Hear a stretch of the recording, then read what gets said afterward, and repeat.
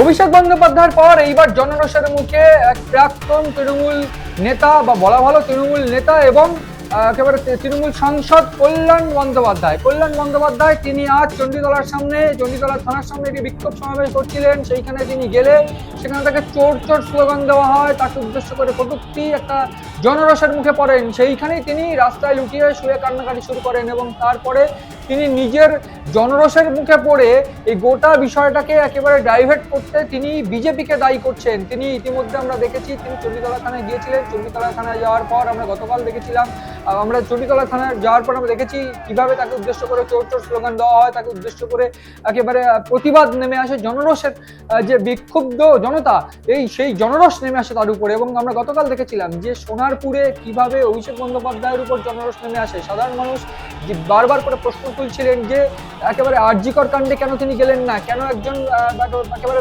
দুষ্কৃতী সঞ্জু তার কাছে তিনি এলেন, দুষ্কৃতীরা দুষ্কৃতীর বাড়ি এসেছে। এবং অন্যদিক থেকে চাকরিহারা প্রার্থীদের প্রশ্ন উঠেছে সেইখানে, কেন চাকরি হারাতে হচ্ছে, একাধিক দুর্নীতির ইস্যু সেইখানে উঠেছে, চোর চোর স্লোগান উঠেছে, তাকে ডিম ছুঁড়ে মারা হয়েছে। ঠিক একই ধাঁচে এইবার অভিষেক বন্দ্যোপাধ্যায়ের পর একেবারে আরেক তৃণমূল সাংসদ কল্যাণ বন্দ্যোপাধ্যায় জনরোষের মুখে পড়লেন। এই জনরোষ আমরা একেবারে দেখেছি স্বতঃস্ফূর্ত জনরোষ, এই জনরোষের মুখে পড়ে তিনি একেবারে রাস্তায় শুয়ে পড়লেন।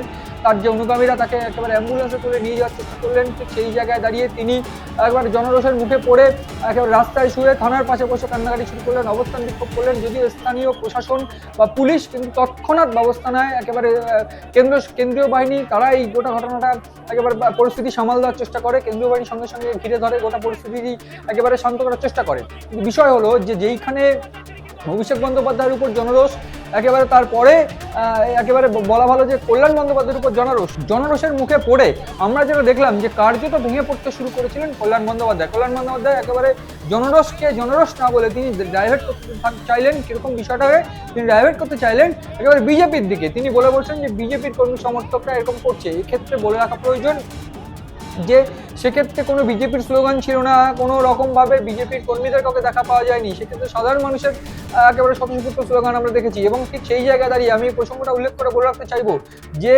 যেখানে গতকাল সোনারপুরের ঘটনা ঘটেছে সেইখানে লাভলি মৈত্রের প্রাক্তন তৃণমূল বিধায়িকা লাভলি মৈত্রের ঘনিষ্ঠদের গ্রেফতার করা হয়েছে। এবং ঠিক সেইখানে এই তৃণমূল যে সাংসদ কল্যাণ বন্দ্যোপাধ্যায়ের উপর যে চড়াও হয়েছে বা জনরোষের শিকার হয়েছেন তিনি, সেইখানেও কি কোথাও গিয়ে তারই ঘনিষ্ঠ কেউ যোগাযোগ পাওয়া যাবে, তারই ঘনিষ্ঠের কাউকে গ্রেফতার করা হবে এবং তারই ঘনিষ্ঠের কেউ এই গোটা প্ল্যানটা সাজিয়েছে বা বলা ভালো তৃণমূলের একাংশ এই প্ল্যানটা সাজিয়েছে উচিত শিক্ষা দেওয়ার জন্য কল্যাণ বন্দ্যোপাধ্যায়ের মতো মানুষদের। এই প্রশ্নটা কিন্তু স্বাভাবিকভাবে উঠছে। এখন দেখার যে এই গোটা ঘটনায় একদিকে অভিষেক বন্দ্যোপাধ্যায়ের বিরুদ্ধে যে জনরোষ, সেই জনরোষে তৃণমূল ঘনিষ্ঠরা গ্রেপ্তার হয়েছে।